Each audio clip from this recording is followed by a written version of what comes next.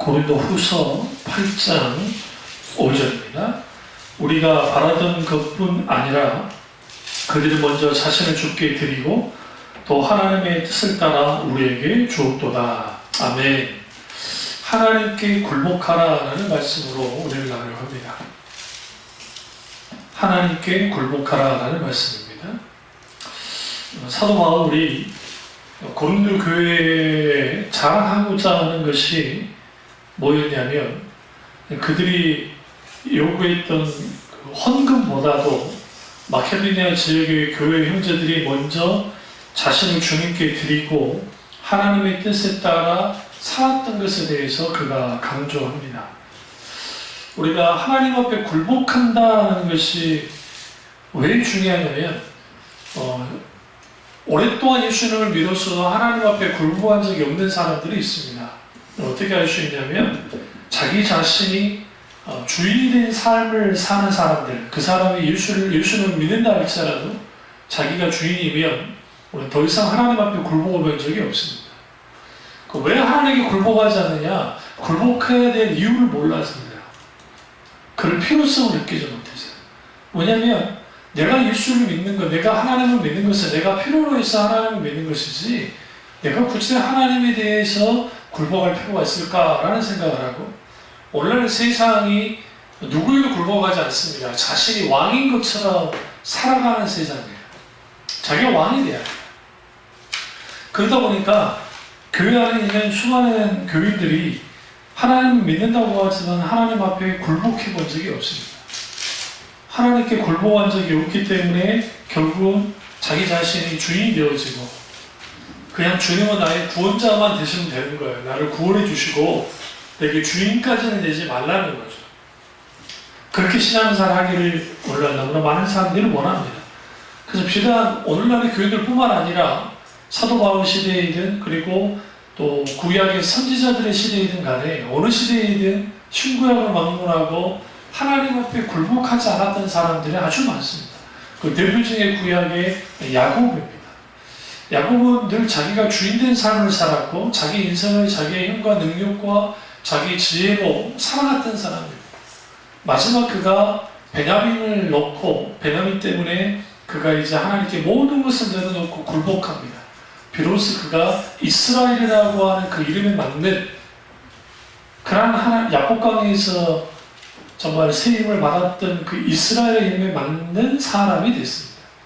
그러니까 한 인생이 하나님 앞에 굴복하기까지 너무 오랜 세월을 야곱이 겪었던 겁니다. 반면에 그의 아버지 이삭은 아주 어린 시절에 하나님께 굴복했던 사람입니다. 그 대표적인 게 모리아 산에서 아브라함이 이삭을 바치려 할 때입니다. 많은 사람들이 모리아 산 사건을 볼 때에 아브라함에게 초점을 많이 맞춰요. 그런데 그 아브라함에 초점 맞추는 당연하지만 또 이면에는 이삭에게도 초점을 맞춰야 돼요.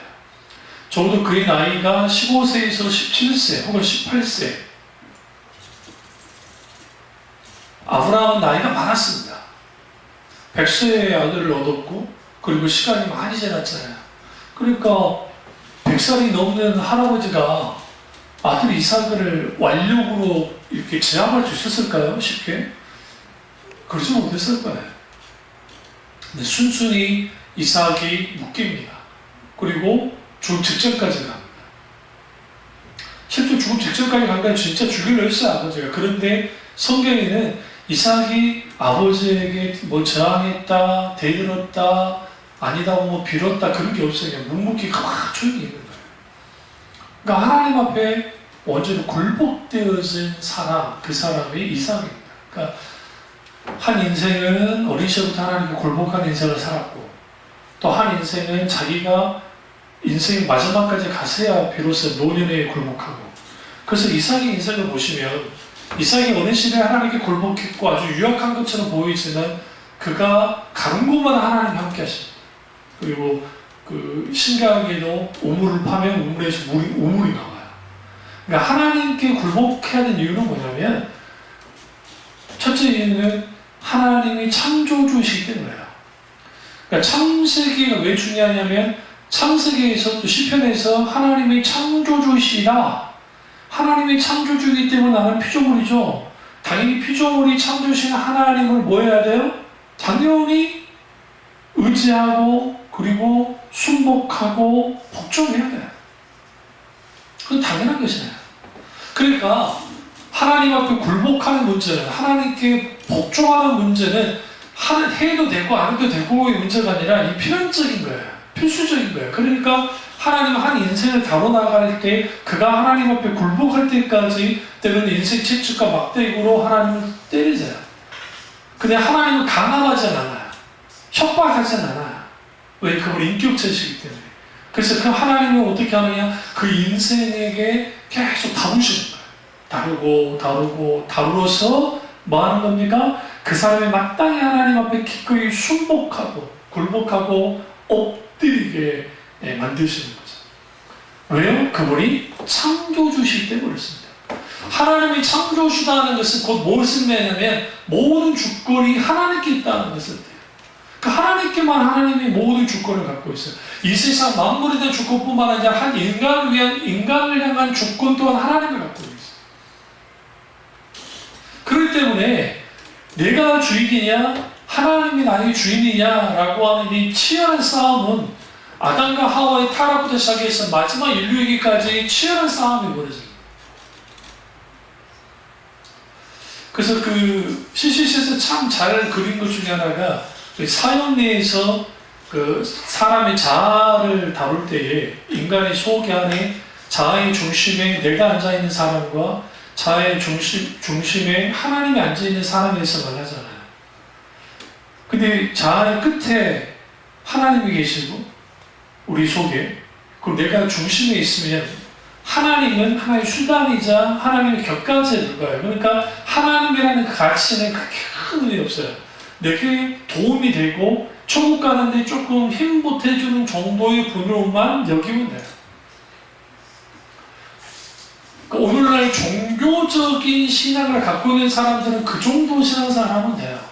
왜냐하면 그러니까 하나님 앞에 굴복할 이유가 없어요. 하나님을 주권자로 모실 이유가 없어요. 내가 주인으로 사는 거야. 그럼 내가 주인으로 사느냐 하나님이 나의 주인으로 사느냐 어떻게 할 수 있느냐? 어떤 일을 진행할 때에 하나님께 먼저 의중과 뜻을 묻고 하나님의 길을 따라서 그렇게 하는 게 아니라 자기 계산과 자기 방법과 자기 노력을 통해서 그렇게 해주는 사람들이 있어요. 자기가 주인이라는 뜻이에요. 다시 말하면 자기 계획과 자기 야망과 자기 목표와 목적과 자기 어떤 그런 것들이 느려지지 않는 사람들은 자기가 주인인 거예요. 상황 변화에 따라서 막 움직이고 하나님과 그러니까 여러분이 하셔야 되는 게 어떤 일을 하든 간에 하나님께 물을 쓰는 시간조차도 없으면 그 일을 진행하면 안 돼요. 어떤 일입니까? 조급한 것은 사탄으로부터 오기 때문에. 물론 또 이런 사람도 있어요. 하나님의 뜻만은 묻습니다. 아무것도 안 하는 사람이죠. 그것도 잘못된 거죠. 그것도 잘못된 거죠. 하나님 하실 줄 믿습니다. 무조건 믿습니다. 그런 거 하는 게 아니에요. 우리는 정확하게 하나님께 물어야죠. 내가 어떻게 하길 원하십니까? 그러니까 하나님 의중과 뜻을 묻고 하나님이 기다리라고 하면 기다리는 것이고 하나님이 뭔가를 찾으라면 그 감동 가운데서 응답 가운데서 찾으면 되고 하나님이 어떤 것을 주실 때 그렇게 움직여져면 되는 거예요. 근데 그게 오늘날 교회들 속에서 되어지지 않는 거죠. 그럼 왜 하나님이 나에게 주인인 것에 대해서 받아들이지 못하느냐? 창조신앙이 없어서 그래요. 하나님이 창조주의라서 받아들이지 않는 거예요. 그러니까 오늘날의 사람들이 하나님 나를 창조하셨다. 교리로 나올 줄 모르는데 진짜 그 창조가 무엇을 의미하는지에 대해서 크게 생각지 않아요. 그러니까 우리가 하나님의 나와의 관계를 설정할 때 하나님은 창조주시고 나는 피조물이고 하나님은 아버지시고 나는 아들이고 하나님은 주인이시고 나는 종이고 하나님은 신랑이시고 나는 신부이란 말이에요. 응? 그리고 하나님은 나와 또 친구가 되시게 하세요. 근데 이 관계가 있는데 요즘 뭐 페미니스트를 해가지고 여자들이 막 그 남자가 혐오하는데 막 이번에 막 대화하고 막 그랬던 친구들이 있는데 아주 불쌍해요. 여자들이 혐오하는 사람들도 불쌍하지만 그 남자들을 혐오하고 막 그런 사람들 불쌍해요. 이게 잘못된 페미니즘이에요. 그게. 아주 왜곡돼요. 그런데 왜 그러느냐? 그러니까 이런 사람도 있어요. 하나님 어머니라 그러면 되지 왜 하나님 아버지라 그러냐? 기분 나쁘다는 거죠. 하나님이 따라하면 안 되냐는 거예요. 왜 하나님 아들이 돼야 되느냐? 근데 그는 성경이 기록될 당시에 그 중요한 의미를 파악치 못했어요. 그러니까 하나님을 향해서 파티르라고 한 그 아버지라고 할 때에는 모든 생사 여탈권을 가지고 있고 그리고 유산을 물려줄 수 있는 그러니까 그런 분으로서 의미를 갖고 있어요. 그러니까 하나님께서 우리 아버지 되신다는 것은 하나님의 유산을 하나님의 유업을 우리에게 물려주는데 그 당시에는 딸에게 물려주는 게 아니라 아들에게 물려줬기 때문에 그래서 아들이라고 생각합니다. 하나님은 여성도 아니고 남성도 아닙니다. 그러나 히브리어는 남성형으로 쓰였어요. 그리고 자녀를 남성 아들로 이제 남성형으로 쓰였어요. 그것은 언약 관계 하나님과 우리 사이의 언약 관계에서 오는 것으로의 이제 그런 표현이에요. 그러니까 여러분이 여성이라 할지라도 우린 다 아들이에요. 하나님의 아들인 거야. 그러니까 그래서 굳이 좀 더 표현하면 자녀라고 하죠. 그러니까 하나님의 자녀인 거죠. 유업받을 자녀. 그런데 하나님이 창조주시기 때문에 그분만이 모든 것을 뭐 할 수 있어요? 책임지실 수 있어요. 그러니까 마지막 모든 것을, 그러니까 시작과 끝을 책임질 수 있는 분이 하나님이세요. 그러니까 하나님이 창조주시다라고 할 때에는 우리는 또 이제 우리가 계시록에서 하나님은 주님은 알파요, 알파와 오메가다라는 표현을 쓰잖아요. 그러니까 알파는 처음이고 오메가는 나중이라는 뜻이 아니에요. 그런 의미가 아니에요. 이게 뭐냐면 사도 요한이 요한계시록에서 예수 그리스도 그분이 알파이시고 오메가시다라는 것은 알파라는 뜻과 오메가라는 뜻은 따로 있어요. 근데 헬라어 이 알파벳에 처음 첫 글자가 알파고 마지막 글자가 오메가예요. 무슨 말이죠? 그래서 처음과 나중이라는 표현을 쓰는 거예요. 그러니까 알파라는 뜻이 처음이라는 뜻이 아니고 오메가라는 뜻이 마지막이라는 뜻이 아니고 우리 그 알파벳의 마지막 처음부터 처음 시작이 알파로 시작하고 마지막 오메가로 끝나니까 하나님이 역사의 주관, 그러니까 창조주시다라는 것은 그분이 창조주시기 때문에 하나님이 역사의 주관자가 되시고 하나님이 처음부터 태초에 하나님의 천지를 창조하부터 시작해서 마지막에 이르기까지 모든 것을 통치하시고 다스리시고 또 주권적으로 지배하신다는 거예요. 그런 하나님이에요. 성경에서는 하나님이. 근데 그런 하나님인데 우리가 하나님과 나와의 관계를 설정할 때 하나님은 하나님이시고 나는 납니다. 나는 나의 주권대로 살아가겠습니다. 내 마음대로 살아가겠습니다. 당신은 나를 좀 돕는 정도의 하나님만 되어주십시오 라고 하면 무슨 일이 벌어져요? 주객이 전도되는 거예요. 내가 하나님이고 하나님이 종이 되어버리는 거예요. 이게 뭐냐? 신성모독이에요. 그러니까 오늘날 예수님을 믿으면서 예수님을 구원자로는 받아들이는데 예수님을 주님으로, 주인으로 받아들이지 못한 사람들, 주님이 나의 왕으로 받아들이지 못한 사람들은 하나님 앞에 굴복하잖아요. 그러니까 명예 앞에서, 돈 앞에서, 권력 앞에서 하나님을 팔아먹어요. 쉽게 팔아먹어요. 대표적인 정치인, 소위 크리스찬이라는 사람들이 다 막 팔아먹어요. 쉽게. 왜 그래요? 하나님과 우리 사이의 관계 설정이 분명하게 되지 않기 때문에. 그러면 이게 문제가 되냐면 본래 인간의 자아는 하나님으로만 충족되는 자아예요. 그러니까 아담과 하와가 타락하기 전에는 하나님과 충돌될 게 없었고 하나님의 형상이 그대로 살아있었기 때문에 아주 존귀한 존재로서 하나님의 통치와 하나님의 왕으로서 있었던 존재예요. 그런데 타락하고 난 다음에 인간의 자아가 이제 깨뜨려지는 거예요. 병듭니다. 이걸 사도 바울이 옛 자아라는 표현을 썼는데 그 옛 자아가 이제 된 거예요. 그 옛 자아가 뭐냐면 타락한 자예요. 타락한 자아는 뭐냐면 아담과 하와가 선악과를 따먹으려던 그 이유가 뭐예요? 하나님처럼 되고자 했다 했잖아요. 하나님처럼 되고자 싶어하는 것은 뭐야? 나 혼자 살겠습니다. 나 스스로 존재하겠습니다. 내 스스로 살겠습니다. 라는 의미예요. 이제 하나님 필요 없습니다. 내가 하나님 돼서 그렇게 살겠습니다. 그게 자기가 주인된 사람들의 자아예요. 이게 세상 사람들 다 그래요. 근데 예수님을 딱 처음 믿었을 때, 중생을 채웠을 때 뭐부터 깨져요? 자아가 깨져요. 십자가에서. 가보시죠. 갈라디아서 2장 20절 가보세요. 갈라디아서 2장 20절. 내가 그리스도와 함께 십자가에 못 박혔나니 그런즉 이전에 내가 사는 것이 아니요 오직 내 안에 그리스도가 사시는 것이라. 이제 내가 육체가 되어 살아가서 나를 위하여 자기 자신을 모르신 하나님 아들을 믿는 믿음 안에서 사는 것이라. 여기서 내가 그리스도와 함께 십자가에 못 박혔다 할 때에 뭐까지 같이 못 박힌 거예요? 우리의 육신의 정욕도 마찬가지지만 또한 자아도 못 박힌 거예요. 그럼 그 자아가 어떻게 못 박혔느냐? 우리가 그 5장 가보시면 5장 24절. 그리스도 예수의 사람들은 육체와 함께 그 정욕과 탐심을 십자가에 못 박았느니라. 그 정욕과 탐심을 못 박았다는 거예요. 어디에 있어요? 십자가에 있어요. 6장 14절을 보시면, 그러나 내게는 우리 주 예수 그리스도의 십자가에 결코 자랑할 것이 없으니 그리스도로 말미암아 세상이 나를 대하여 십자가에 못 박히고 내가 또한 세상에 대하여 그러하리라. 그러니까 우리는 이렇게 그 주님 앞에 못 박힌 존재예요. 내 자신이. 그때 철저하게 우리의 자아가 예수 그리스도의 십자가 앞에서 같이 못 박히게 되는 거예요.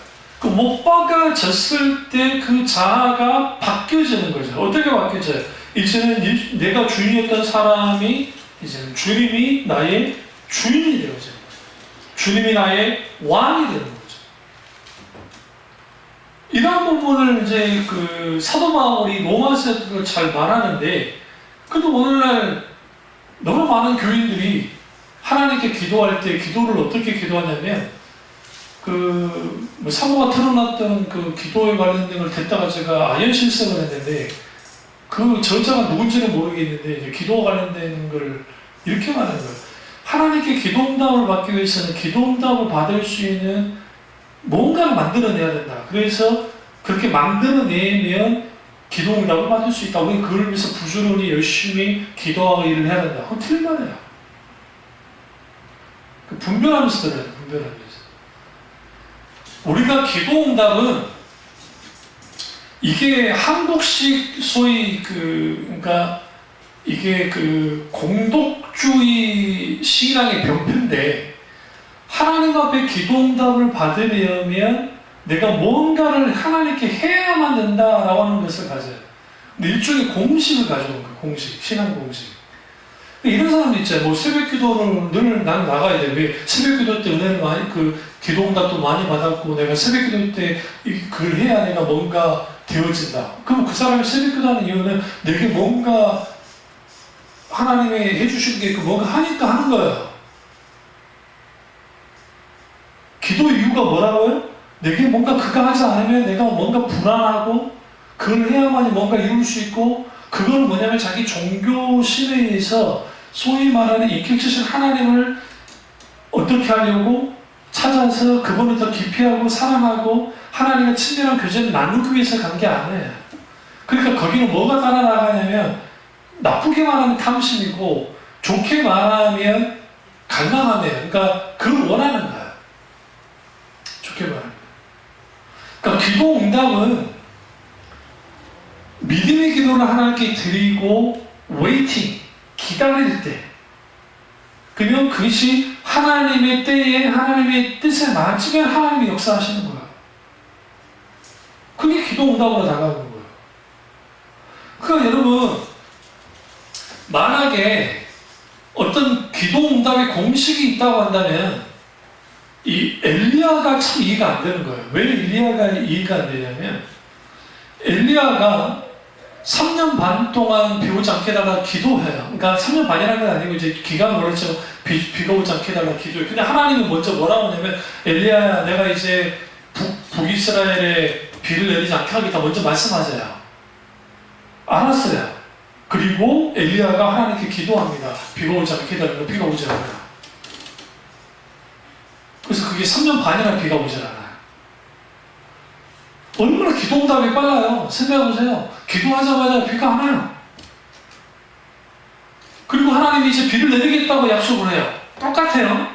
하나는 비를 내리지 않게 할게 했고, 기도하자 비가 안 내렸어요. 응답이 얼마나 빨랐어요. 그런데 내가 이제 비를 내려줄게, 그리고 아합을 데려가면서 빗소리가 들린다는 말까지 했고, 그리고 이제 갈멜산으로 올라가는 거잖아요. 산꼭대기 올라갑니다.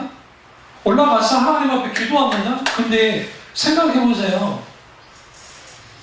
비 오지 않게 해달라고 기도할 때에 즉각 하나님이 응답하셨는데, 왜 비 내리는 것은 그가 7번 하나님 앞에 이 7번이라는 표현이 숫자적인 의미인 것도 되지만, 그가 완전히 비가 내릴 때까지 하나님 앞에 기다리는 거예요.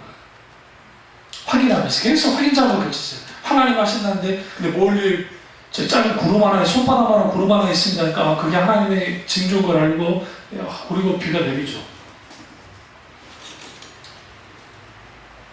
또 하나 볼까요? 불의 응답 사건을 보시면, 재단을 쌓아놓고 하나님의 불의 응답할 때 즉각적으로 하나님의 불의 응답을 주죠. 그게 뭐냐면, 기도 응답은 하나님의 주권에 달려있어요. 근데 하나님이 우리에게 응답하실 때에는 그때가 그러니까 가장 우리에게 선하고 가장 좋고 가장 하나님 뜻에 맞을 때 하나님이 역사하죠. 다만 이건 있어요. 우리가 하나님 앞에 깨어있지 못해서, 우리가 기다리지 못해서 하나님의 응답이 지나갈 수는 있어요. 우리의 믿음 없음으로 인해서. 그러나 하나님이 역사하실 때는 하나님은 하나님의 타이밍에 맞춰서 정확하게 우리에게 가장 선한 때, 가장 좋은 때 하나님이 역사해요. 그런 하나님이에요.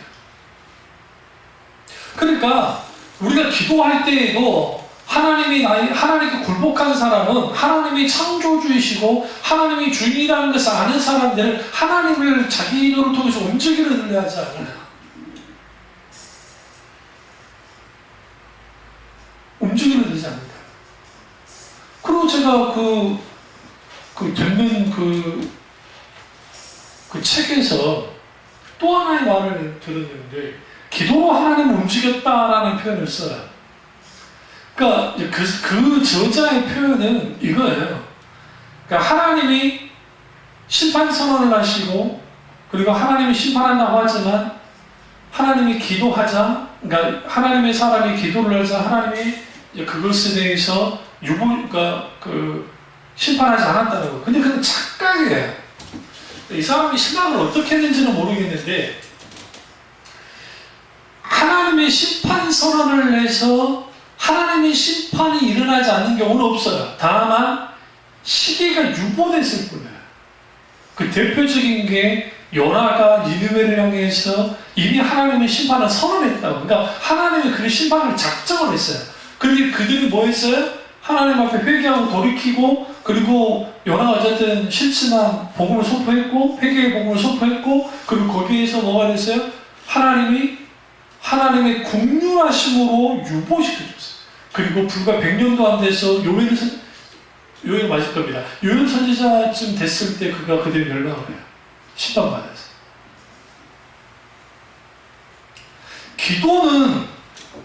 기도로 하나님을 움직이는 게 아니에요. 하나님이 우리의 기도를 듣고 우리의 믿음을 보시고 역사하시는 거예요. 어? 아니, 여호수아가 태양은 멈추어라 라고 하나님 앞에 기도했을 때 멈췄죠. 근데 태양이 돌진 않잖아요. 지구가 돌지. 근데 지구가 자전을 다 멈추면 무슨 일이 오죠? 어마어마한 일이 벌어질 거 아닙니까? 안 그래요? 자전이라는 게 돌아야 이게 축이 돌아야 되는데. 근데 우리 그런 성경처럼 믿잖아요. 그러면 왜 하나님은 그런 일까지도 가능하시는가? 그것은 하나님의 하나님 되심을 드러낼 때에 하나님은 가장 엄청난 초자연적인 역사도 하나님 이루세요. 대표적인 게 아브라함이에요. 아브라함이 롯을 위해서 기도합니다. 처음에는 50명을 놓고 기도하고 10명을 놓고. 그러니까 또 나도 이상하게 나도 그런 게 잘 들려요. 그리고 아브라함이 좀 더 기도했으면 롯을 구할 수 있었다. 소돔과 고모라를 구할 수 있었다라고 하는데 나는 정말 이해가 안 되는 게 그런 글을 어떻게 쓸 수 있는지 모르겠어요.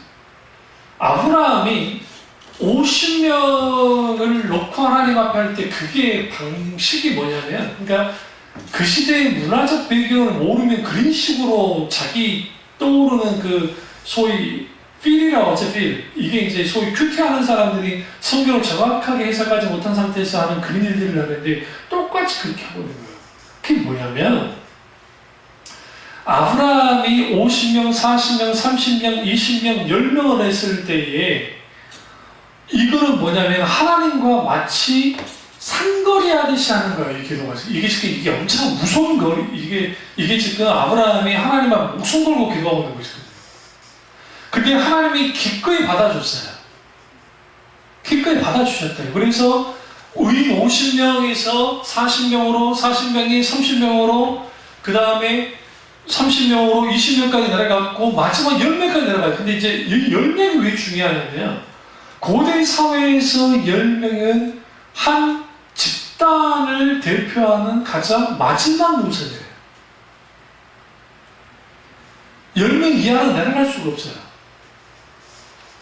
그러니까 아브라함으로서는 완전한 최선을 다해서 하나님 앞에 기도한 거예요.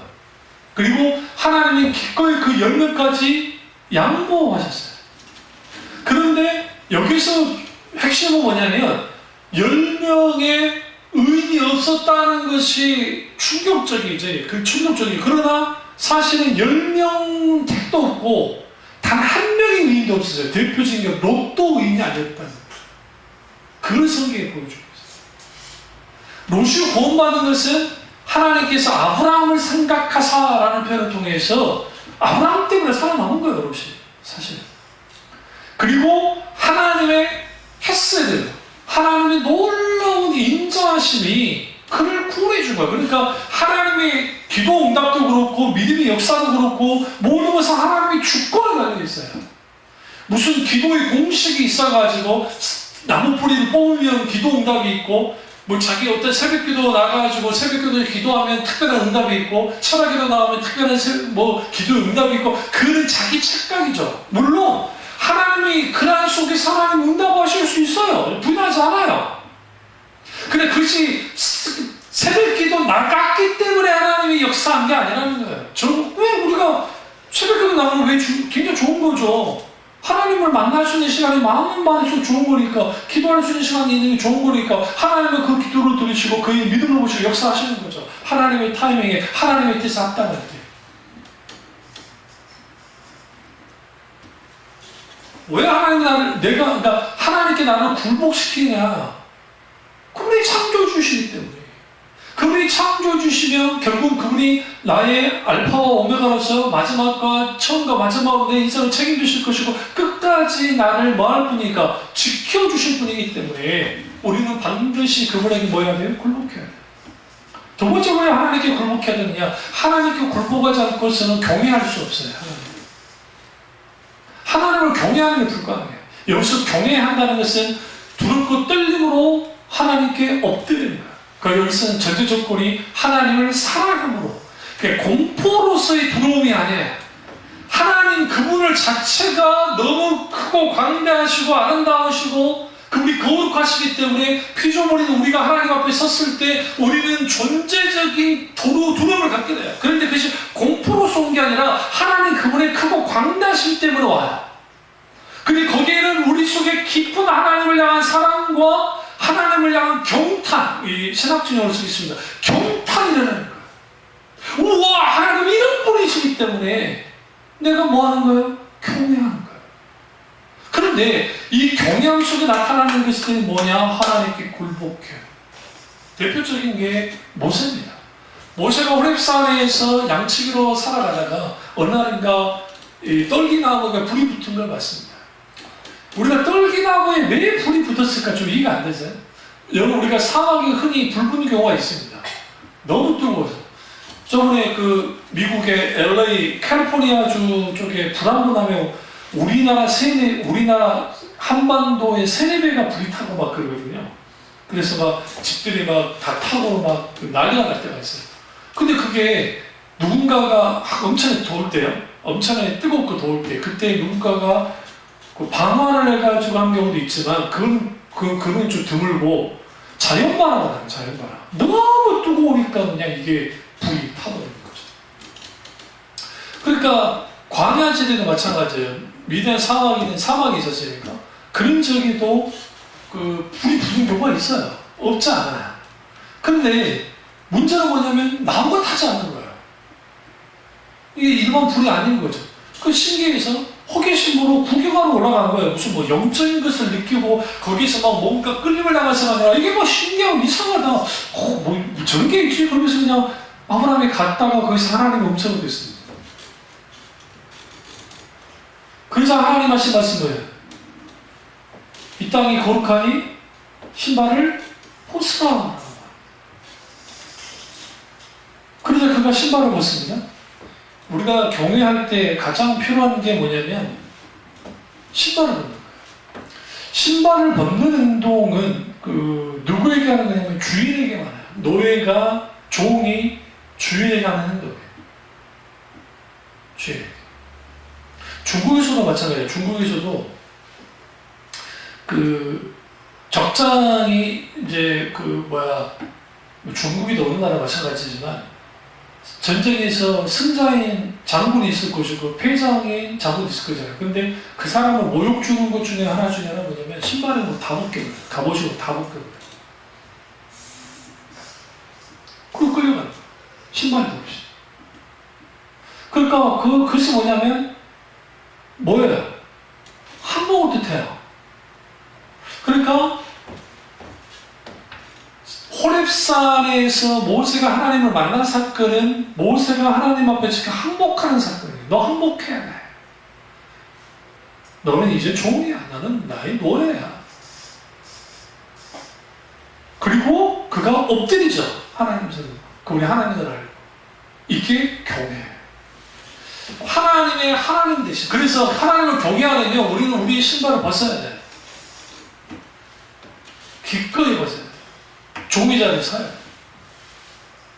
그러지 않고서 하나님께 굴복할 수가 없어요. 그러니까 오늘날의 사람들이 하나님을 믿기 힘든 이유는 뭐냐면, 그러니까 세상 사람들 그러잖아요. 당신들이 죄인이야. 내가 뭐 그렇게 큰 죄를 졌길래.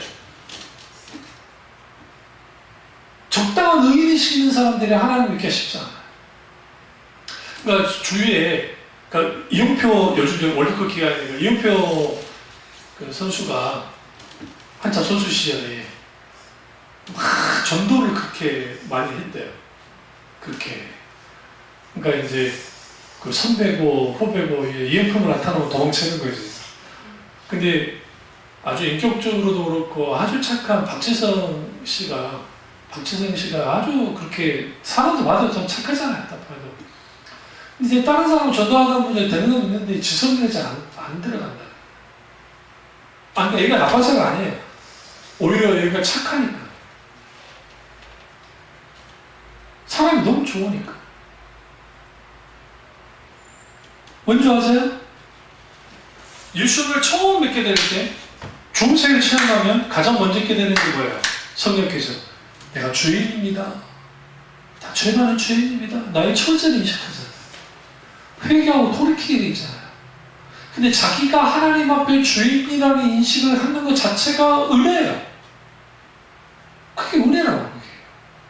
근데 성품도 좋고 호인이고 아주 그런 사람들은 자기가 하나님 앞에 죄인이라는 의식을 갖지 않아요. 받아들일 수 없어요. 이게 인간의 기본적인 본성이에요. 그런 사람들이 교회 안에 있다고 합시다. 종교로서 교회로 들어왔어요. 그 교회에서 신앙생활을 해요. 그러니까 자기들의 처절한 하나님을 향해 하나님 앞에 회개하고 돌이킨 적이 없는 거죠. 이런 사람들은 하나님 앞에 굴복하겠냐고요. 굴복 안 해요. 그래서 신앙생활에서 가장 무서운 게 뭐냐? 자기의예요. 자기의. 이게 율법주의와 관계가 있는데, 율법은 본질을 의식과 형식에 대체하는 게 율법주의예요. 근데 그 의식과 형식을 대체할 때 거기서 그것을 하게 하는 그 뒷배경에 있는 그 원동력이 뭐냐면 자기 의와 공덕신앙이에요. 자기 공덕신앙이에요. 그러니까 자기 의는 자기를 드러내는 거예요. 내가 의로운 거예요. 제가 예전에 말씀드렸잖아요. 그런 글이 있는데, 성격이 아주 개팍스럽고 개떡 같은 인간인데 종신을 체험한 한 교인이 있다고 합시다. 예? 근데 그 교인 다니는데 그 개팍스러운 성격이 바뀌지도 않아요. 그 개팍된 성격을 가지고 있어요. 한 사람이 있고, 또 한 사람은 법 없이도 살고 너무너무 착한 사람이에요. 그런데 그 사람이 예수님을 믿지 않아요. 하나님 앞에서 누가 더 큰 자이니까요. 세상 사람은 그럴 겁니다. 예수 믿으면 뭐하냐고 그거 완전 물론 그런 예가 좀 웃긴 거예요. 진짜 구원받은 사람들은 성화까지 가요. 근데 이제 굳이 좀 극단적으로 표현하면 하나님 앞에서는 자기가 선하다고 하는 사람, 법 없이도 살아가는 사람이 하나님 앞에 주인이에요. 왜? 하나님을 믿지 않는 그 자체가 가장 큰 죄이기 때문에. 왜 하나님을 믿지 않는 데가 가장 큰 죄예요? 하나님이 창조하셨고 하나님이 구원하시고 하나님께서 이 세상에서 우리를 살아가도록 하신 분인데 그 하나님을 부인한 거니까. 복음을 계속 전했어. 의외로 그런 사람들이 많아요. 그러니까 예전에 제가 신학할 때 우스갯소리가 있는데, 보수 신학교에 있는 교수 목사님들이 성격이, 죄송한 말씀인데 좀 지랄 같아요. 죄송한 말씀. 권위주의적이고 아주 꼰대 같아. 세상 말하면 꼰대 같은 사람들 솔직히 많아요. 생각보다. 그런데 자유주의 신학에 있는 교수 목사님들은 아주 인격적인 분들이 많아요. 사람이 좋아. 저희들은 자기 사비를 들어서라도 등록금도 내주고 하는 분들이 생각보다 많고. 세상으로 가서 누가 더 존경받을 만한 사람입니까? 자유주의 신학 분이에요. 세상으로 봤을 때는. 근데 그들이 가르치는 그 진리가 없잖아요. 그들에게. 아니 물론 옳은 복음도 가르치긴 하지만 상당히 치명적인 게 뭐냐면 소위 말하는 변증서설이라든지 거기에 소위 말하는 예수피나 데이자피나 같다고 하는 그 변산한 교수 참 감시인데 병산한 학장에 있던 그 말처럼 그분이 돌아가셨을 때 사람들이 많이 외면했거든요. 그분이 아주 좋은 분이었어요. 교수님. 하나님 앞에서 봤을 때, 그러니까 오늘날 우리가 조심해야 될 게 기독교를 윤리 도덕 종교로 만들어가는 사람도 있어요. 그게 여러분 그러니까 총교도들도 그렇고 아주 윤리 도덕적이었지만 이후에 총교도가 타락하게 된 이유는 뭐냐면 그 윤리 도덕적인 것만을 계속 내세우다 보니까 그 윤리 도덕이 나오게 된 힘은 어디로부터 나왔냐면 복음의 본질, 복음의 능력에서 나타난 거예요.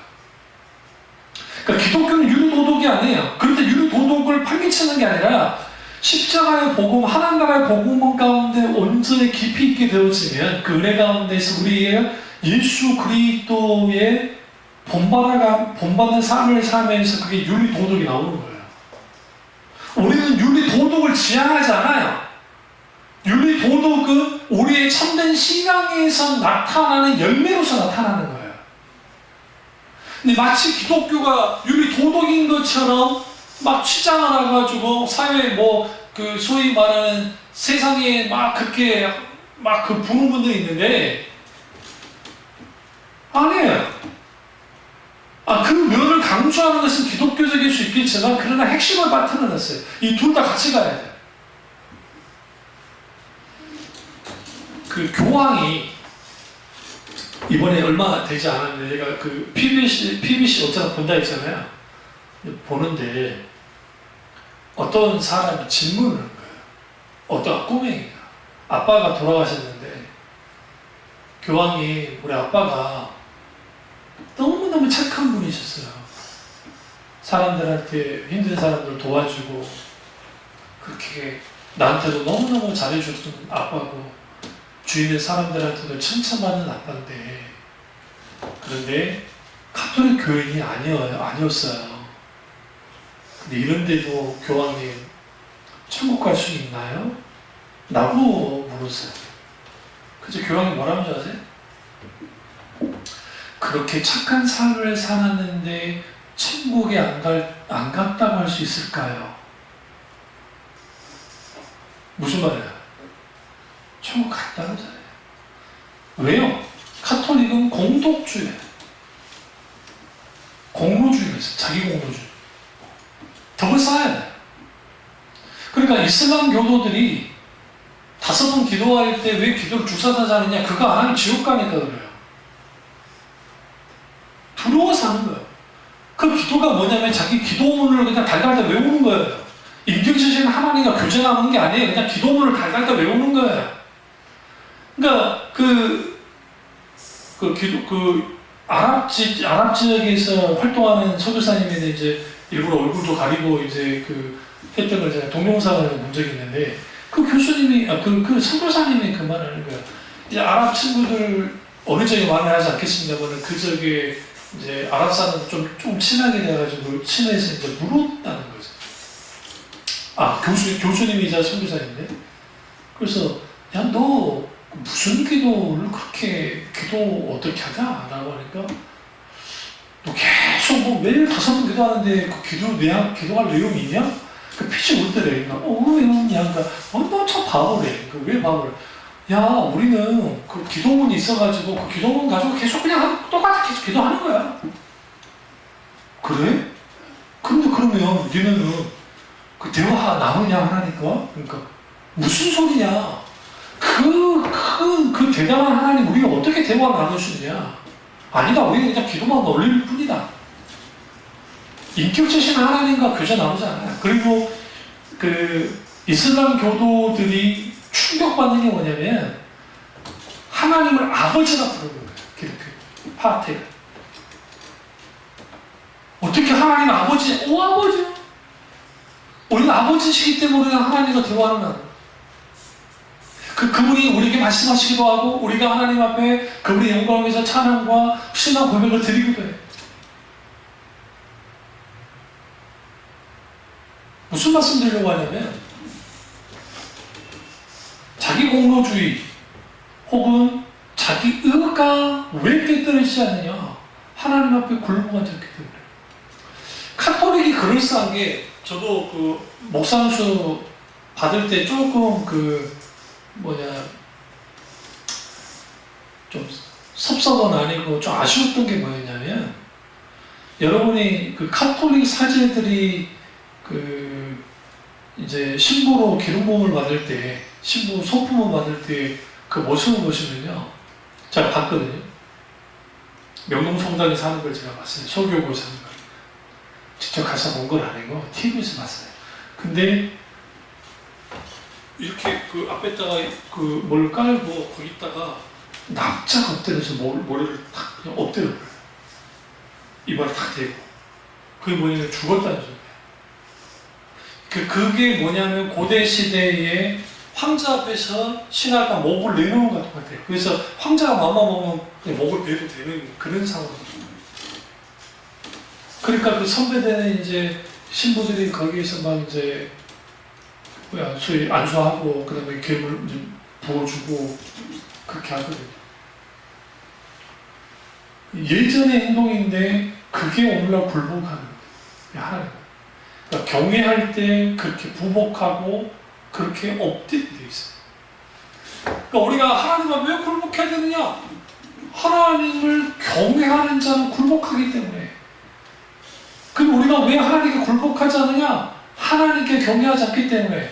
그럼 왜 하나님을 경외하지 않느냐? 하나님이 진가를 알지 못했어요. 우리가 믿고 있는 하나님이 어떤 분인지를 알지 못했어요. 불교 정도의 하나님이 아니에요. 석가모니 불교 정도의 하나님이 아니에요. 이슬람에서 말하는 소위 그 알라 정도의 하나님이 아니에요. 이슬람에서 말하는 알라라는 것은 뭐 자기들은 뭐 그것이 구약의 기독교의 하나님과 유대교의 요호와와 똑같다. 그냥 그게 요호와 야훼라는 그 신명칭이 아랍어로 알라로 갔을지는 모르지만 성경에서 말하는 하나님은 아니에요. 아니 어떤 목사님이 그러더라고. 알라는 그 똑같다고. 그건 아니에요. 실제로 하나님이 그런 하나님이 아니에요. 왜? 그들은 모세오경만 인정하잖아요. 그것도 다 인정하는 것도 아니고 그 아브라함이 모리아산에 이삭을 바친 것을 누구를 바쳤다고 그래요? 이스마엘을 바쳤다고 그렇게 조작을 해놓은 사람들인데, 그래서 우리에게 필요한 것은 하나님을 굴복해야 돼요. 왜 굴복했다면 첫 번째 뭐라 했죠? 그분이 창조주시기 때문이고, 그분이 창조주시라는 것은 곧 하나님께만 절대 주권이 있고, 그분이 절대 주권을 갖고 있다는 것은 내 인생의 처음과 끝을 책임져 있는 분이시고 지키시고 보호하시고 인도하시는 분이기 때문에 그렇고, 두 번째는 하나님을 경외해야 돼요. 왜요? 경외해야 하는 것이 마땅하기 때문에. 근데 그 하나님을 경외함이 없으면 굴복하지 못하죠. 하나님을 경외한 자가 뭐하느라? 담대함을 바르느라고 다니엘서에서 말하죠. 그러니까 신자의 담대함은 하나님이랑은 경외하잖아요. 근데 재밌는 게 여호와를 경외하는 것이 지혜의 근본이요, 혹은 지식의 근본이라고 잠언서에 말하죠. 지혜, 잘 보세요. 지혜 그리고 담대함, 경외. 하나님을 경외함으로 지혜, 지식이 주어지고 그 지식과 함께 동시에 뭐가 있어요? 담대함이 있어요. 오늘날 신자의 담대함이 왜 사라졌느냐? 하나님을 경외하지 않기 때문에. 하나님을 경배하고 하나님을 경외하고다 돈을 숭상하고 권력을 숭상하고 쾌락을 숭상하고 물질을 숭상하다 보니까 뭐가 어떻게 되죠? 이제는 우상들이 가득하게 된 거죠. 하나님 아닌 다른 것들을 섬기는 것들이. 그러니까 당연히 하나님께 굴복하지 않아요. 그 오늘날의 어떤 그 신학자의 고백처럼 오늘날의 가장 큰 문제는 교회 안에 있는 무신론자들 때문에 문제다. 혹은 교회 안에 있는 불신자들 때문에 문제다. 그들은 교회를 나온다. 그리고 하나님 믿는다고 하지만 사실 하나님 믿지 않는다. 그들 오히려 많다. 예수님을 믿는 이유가 영적인 어린아이일 때와 성숙했을 때 달라진다 했죠. 처음 예수 믿었을 때에는 내 집안 문제 해결을 위해서, 물질 문제, 건강 문제 해결을 위해서 믿을 수 있어요. 그러면 나쁘지 않아요. 하나님의 손을 구해서 나오는 것 자체에 대해서 하나님이 뭐 했어요? 예수님이 거부하지 않았잖아요. 그들을 무리라 그랬잖아요. 무리로서 하나님이 나올 수 있어요. 그러나 궁극적으로는 그 무리가 뭐가 된다고요? 제자가 되는. 제자는 뭡니까? 팔로워. 예수님을 따른 자들 했죠.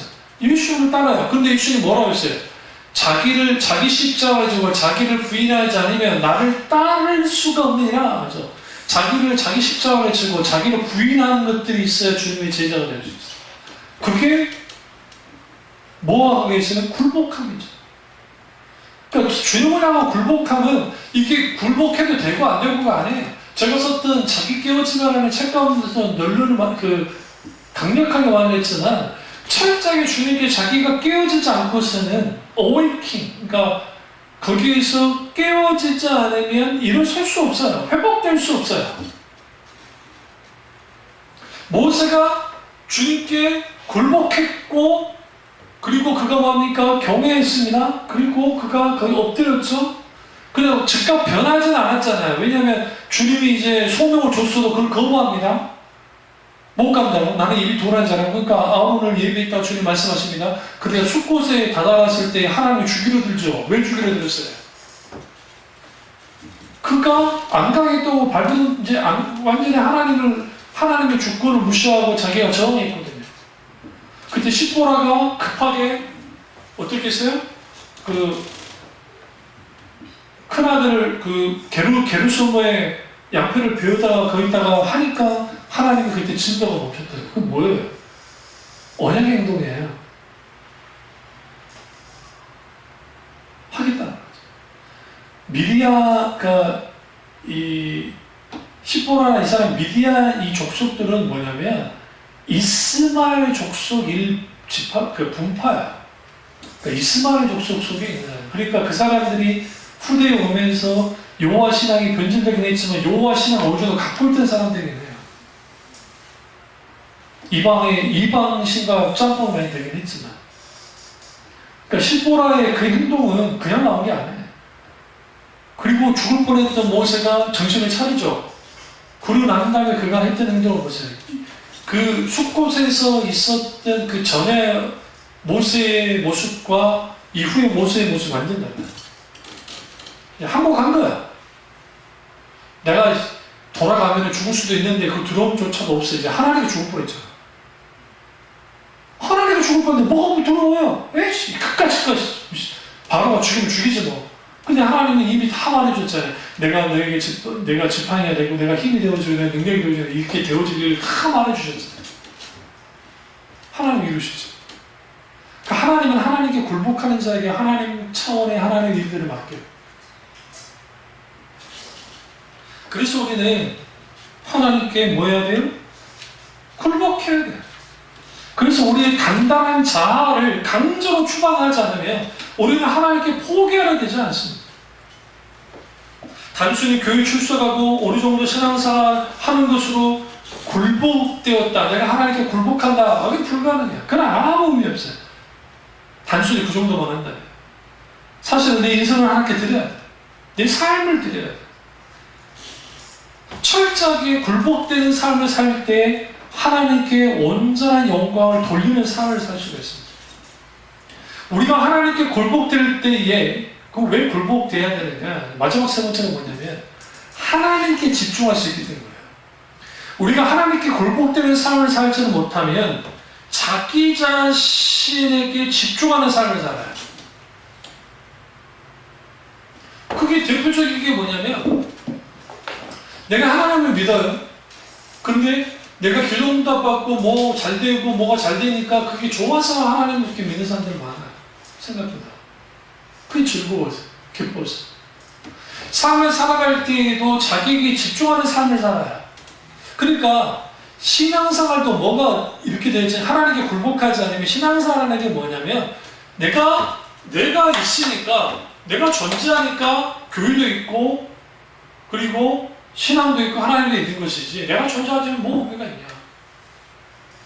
그래서 신이라고 일컬어지는 하나님이 내게 필요하니까 내가 믿어주는 거고 또 내가 교회에 나가주는 거고 내가 헌금도 해주는 거고 내가 봉사도 해주는 거고 내가 뭐 해주는 건가요. 온통 자기에게 집중되는 삶을 살아요. 굴복하지 않아요.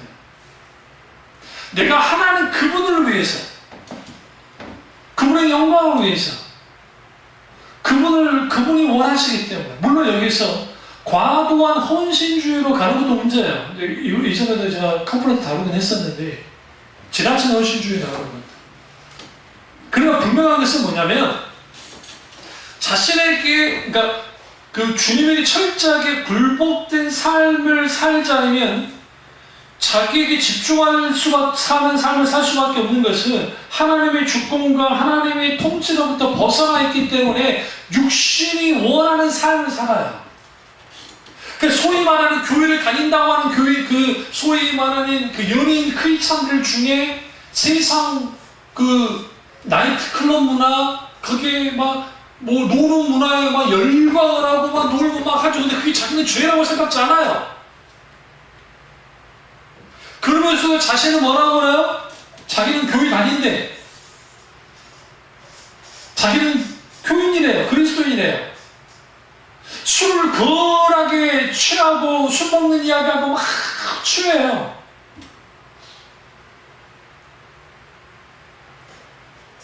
근데 자기는 교회를 다닌대.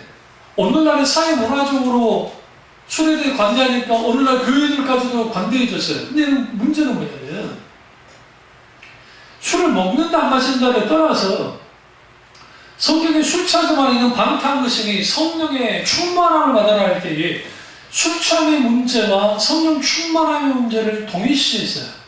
여기서 취한다에 초점을 맞춰 있는 게 아니에요. 뭐에 맞춰 있느냐? 술에 취하면 술의 통제를 받게 돼 있어요. 술의 지배를 받게 돼 있어요. 감정이 격해지고 막 거기에 막 업되잖아요.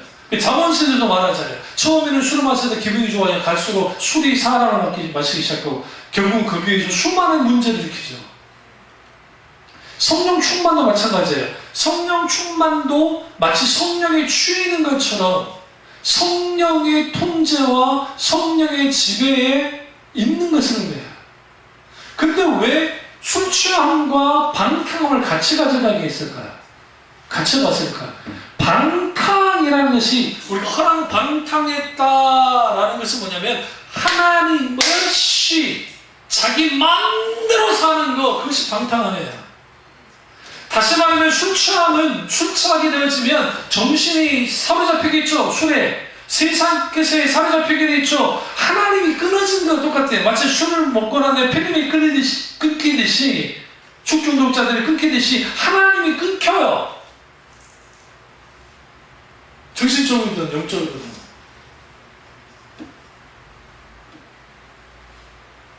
자신에게 집중되는 삶을 살아요. 뭐하면? 하나님께 굴복하지 않으면.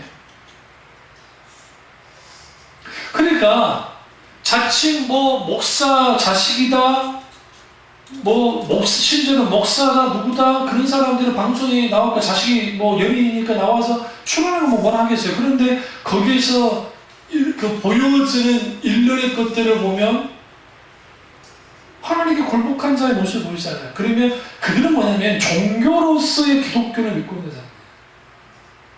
상당수. 제가 알기로 유명한 축구인인데 그분이 부모가 교회 다니는 걸 알고 있는데 그 자식이 결혼할 때 12시에 주일 예식을 했어요. 그분이 크리스찬이 아니라고 할 말은 없어요. 그 여자 배우는 카톨릭 신자라고 들었는데.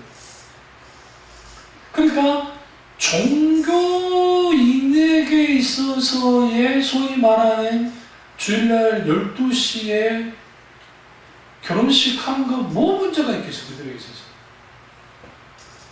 어차피 다음 주에 교회 나가주면 되니까.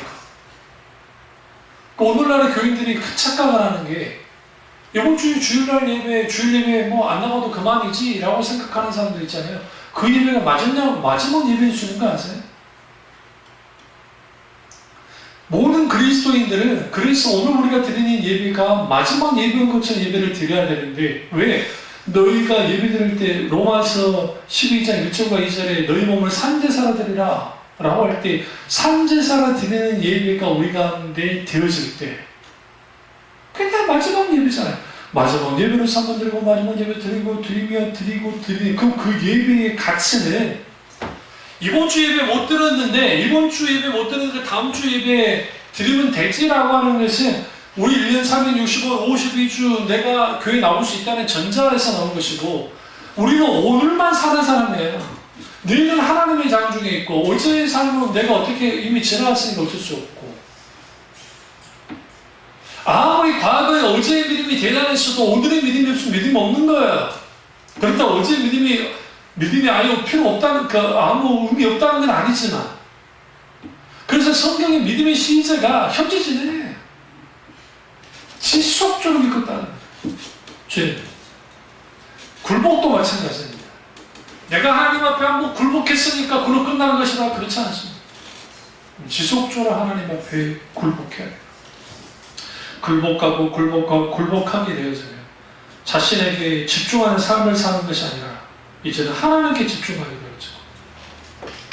하나님께 집중하는 삶을 살 때 하나님께 영광을 드리게 되어 있고, 거기에서 우리 뭐예요? 이 말씀을 끝내겠습니다. 카인이즘으로부터 벗어나요. 이 가인주의라는 표현을 쓰는데, 아담의 큰아들 가인을 말합니다. 가인이 아벨을 죽였어요.